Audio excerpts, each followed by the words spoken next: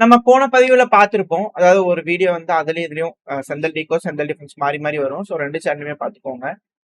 இதுல என்னன்னா, போன பதிவுல அந்த ட்ரம்ப் அவர்கள் மிரட்டல் வீடியோ அப்படிங்கிறது போல வந்து பார்த்தீங்கன்னா பார்த்திருப்போம்.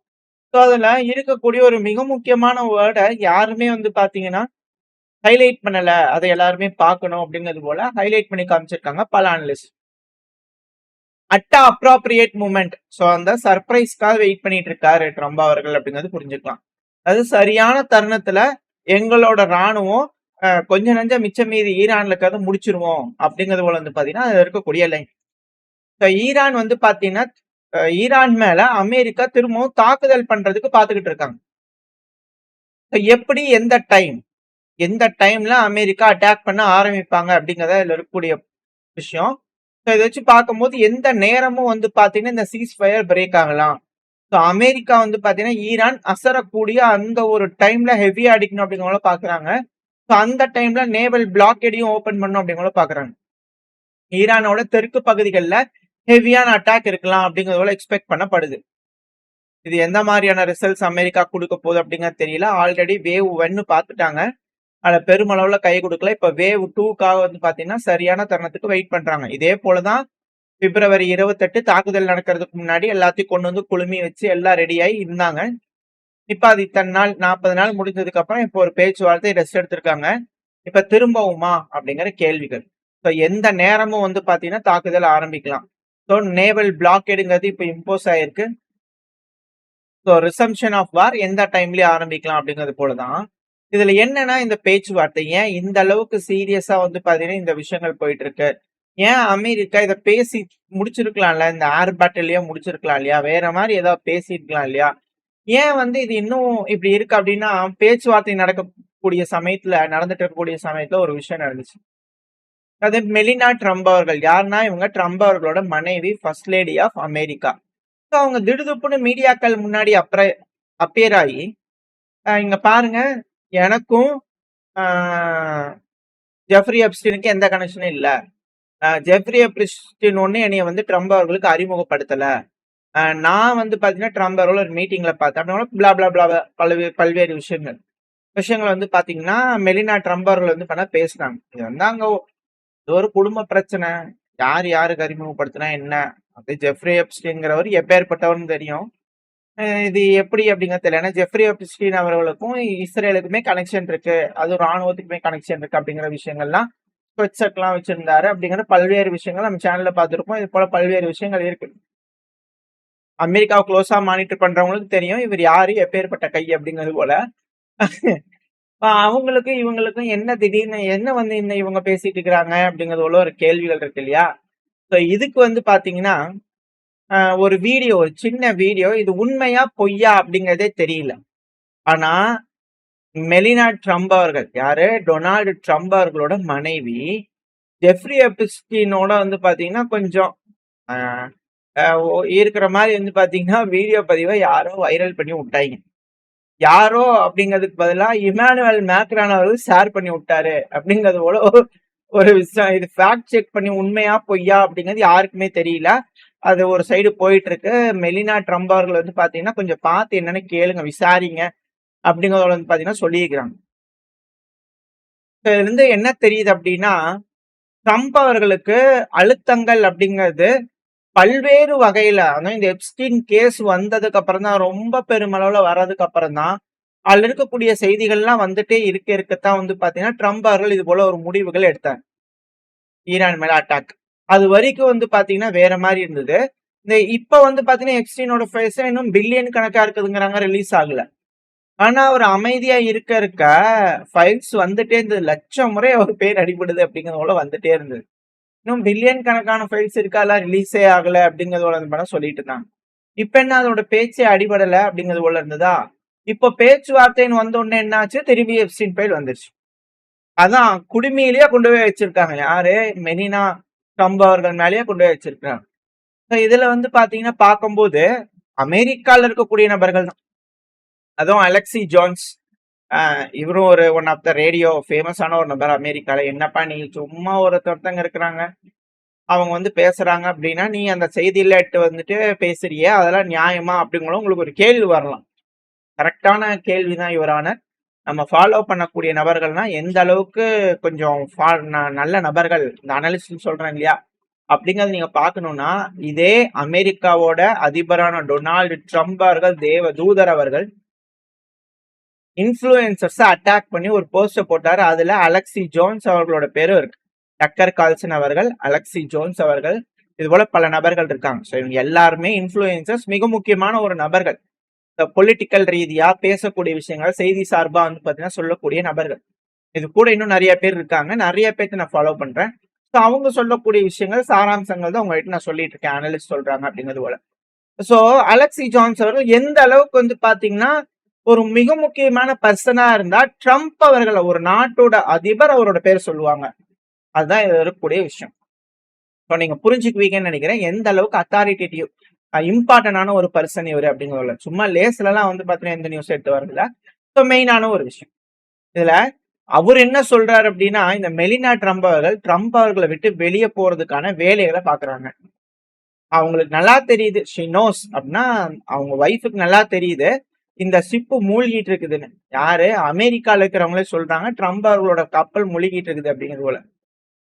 அதனால விட்டுட்டு போறதுக்கான வேலைகள் பாக்குறாங்க.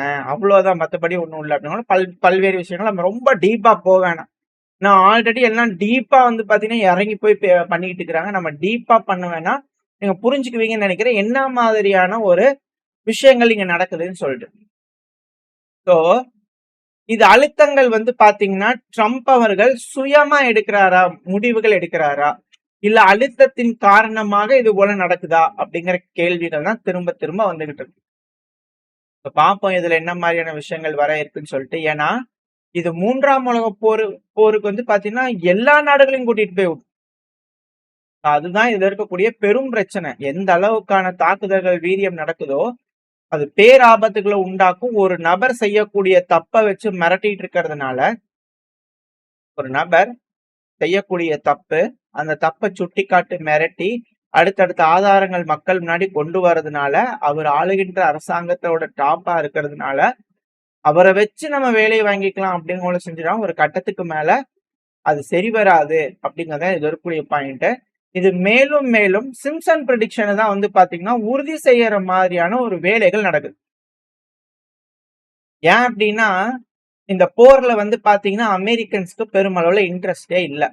அப்படி இல்லாத சமயத்துல இது போல விஷயங்கள் வர வர செய்திகள் வர வர அமெரிக்கன்ஸ்க்கே இது பெருமளவுல வந்து பண்ண இன்ட்ரெஸ்ட் இல்லாத போது, சிம்சன் ப்ரெடிக்ஷன்ல ட்ரம்ப் அவர்களை எலிமினேட் பண்ணதுக்கு அப்புறமா கமலா ஹாரிஸ் அவர்கள் ஆட்சி ஆள்ற மாதிரியான விஷயங்கள் வரும். இது திரும்பி திரும்பி வந்து பாத்தீங்கன்னா மக்கள் நடுவுல கூட ஒருத்தங்க அதை ஃபேமஸ் பண்ணி விட்டுருந்தாங்க. அது ஒரு ஃபேக் நியூஸ்னு கூட சொல்லியிருந்தாங்க. பட் இருந்தாலும் இது எல்லாமே அதை நோக்கி தான் போயிட்டு இருக்கு அப்படிங்கிறது போல பல அனலிஸ்டுகளோட கருத்துக்கள். இது எந்த அளவுக்கு உண்மை போய் அப்படிங்கிறது தெரியல. பட் பார்ப்போம், வெயிட் பண்ணி பார்ப்போம் அமெரிக்கால என்ன மாதிரியான பில்டப்ஸ் நடக்க இருக்கு. ஏன்னா பாகிஸ்தானுக்கு என்னமோ தெரிஞ்சிருக்கு. இந்த பேச்சுவார்த்தையில வந்து பண்ண தோல்வி அடைஞ்சிருச்சு, அது தெரியுது. அதுக்கு முன்னாடி மெலினா ட்ரம்ப் அவர்கள் அப்படி வந்து பேசினாங்க. அந்த டைம்லயே பேச்சுவார்த்தை நடந்துட்டு இருக்கக்கூடிய டைம்லயே ஒரு செய்தி வந்துச்சு, நம்ம சேனல்ல பார்த்துருக்கோம்.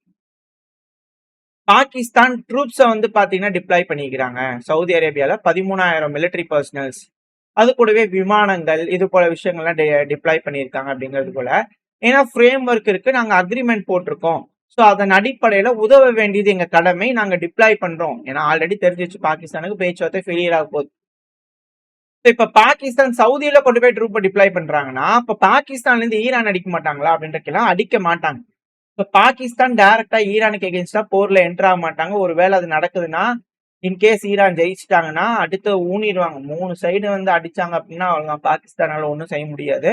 இந்த ஒரு காரணத்தினால பாகிஸ்தானோட டெரிட்டரியில இருந்து ஈரான் மேல தாக்குதல் பண்றதை விட சவுதி அரேபியாவோட டெரிட்டரிக்கு போயிட்டு யெமன் ஹூதிஸ் மேல அட்டாக் பண்றதுக்கான வியூகங்கள் இங்க அமைக்கப்படுதான். அதனால பாகிஸ்தான் அங்க போறாங்களா. ஏன்னா ஆல்ரெடி பாகிஸ்தான் வந்து பாத்தீங்கன்னா சவுதி அரேபியா இது போல கேட்கும் போது ஏன்னா பண உதவி வாங்குறாங்க பாகிஸ்தான் சவுதி கிட்ட. அந்த டைம்ல ராணுவ உதவி வந்து பாத்தீங்கன்னா இது போல சவுதி அரேபியாவுக்கு யெமன் ஹூதிஸ்க்கு எகென்ஸ்டா கொடுக்கணும் அப்படிங்கிறது ஒரு விஷயம். இப்ப இங்க ட்ரூப்ஸ் டிப்ளாய் பண்றாங்கன்னா யெமன் ஹூதிஸ்க்கு எகென்ஸ்டா போறாங்களா. ஏன்னா போதும் பதிவுல சொல்லியிருப்போம், ஸ்ட்ரைட் ஆஃப் ஹார்மோஸ் பிளாக் ஆகுதுன்னா பாபல் மண்டல் ஸ்ட்ரைக்கும் பிளாக் ஆகும் அப்படிங்கிறது போல. ஸோ அப்படி நடக்குது அப்படின்னு இருக்கிறாங்க அப்படிங்கிற இந்த இதுல யமன் ஹவுதிஸ் மேல வந்து பாத்தீங்கன்னா அட்டாக் நடக்குமா? அதுக்கு பாகிஸ்தான் போவாங்களா? அப்படின்ற கேள்விகள்.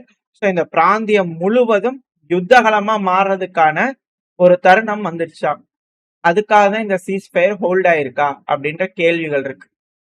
ஸோ இது மட்டும் நடக்குது அப்படின்னா, ரஷ்யன் ஆயில் இண்டஸ்ட்ரி வந்து பாத்தீங்கன்னா, கண்ணால் அடி தின்ன ஆசையா அப்படிங்கிறது போல ஆயிரும். பட் அதுக்கும் விடுவாங்களா? அந்த கப்பல்கள்லாம் வருமா? அப்படிங்கிறது பெரும் கேள்வி. இந்த உலகமே வந்து பாத்தீங்கன்னா, கண்டிப்பா இதனால பெருமளவுல பாதிப்படையும்.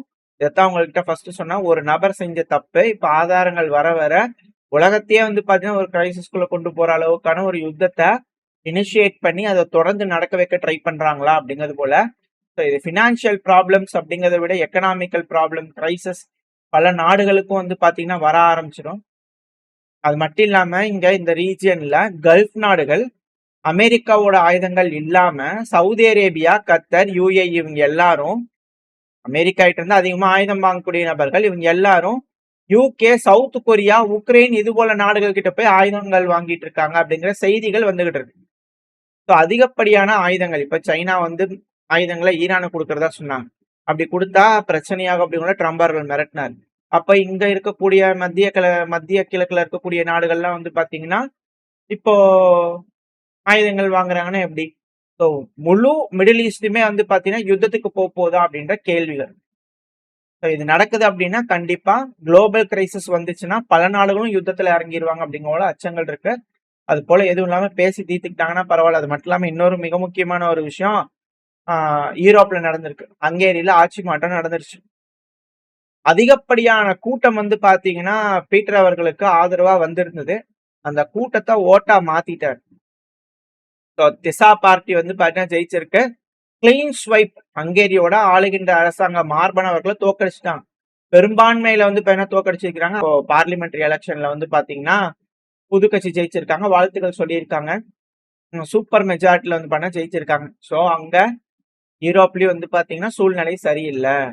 ஸோ இந்த இடம் ஃபுல்லாவே வந்து பாத்தீங்கன்னா யுத்தகலமா மாறிடுமா? Europe, Russia, Middle East, Iran, so இது போல எல்லா பகுதிகளும் யுத்தகலமா மாறுச்சுன்னா போர் அப்படியே ஸ்பில் ஓவர் ஆக ஆரம்பிச்சிடும். ஸோ அது அப்படியே ஏசிய நாடுகள், ஏசியாவில் இருக்கக்கூடிய நாடுகள் அப்படிங்கிறது போல வரும்போது உலகமே வந்து பாத்தீங்கன்னா ஒரு சாகோஸா மாறிடும் அப்படிங்கிற சொல்றாங்க. அது போல எதுவும் இல்லாம எல்லாம் பேசி தீர்த்துக்குவாங்கன்ற நம்பிக்கையில இந்த பதிவு நாம் முடிச்சுக்கலாம். ஓரளவுக்கான தகவல்கள் இந்த பையில பார்த்துருப்போம்னு நினைக்கிறேன். இந்த பதிவை பத்தி நீங்க என்ன நினைக்கிறீங்க? உங்களுக்கு பிடிச்சிருக்கா? பிடிச்சினா லைக் பண்ணுங்க, ஃப்ரெண்ட்ஸ் நம்மளை ஷேர் பண்ணிக்கோங்க. அது கூட மறக்காம உங்க கருத்துக்களை கமெண்ட் செக்ஷன்ல சொல்லுங்க. நம்ம சேனலையும் சப்ஸ்கிரைப் பண்ணலாம், மறக்காம சப்ஸ்கிரைப் பண்ணிக்கோங்க.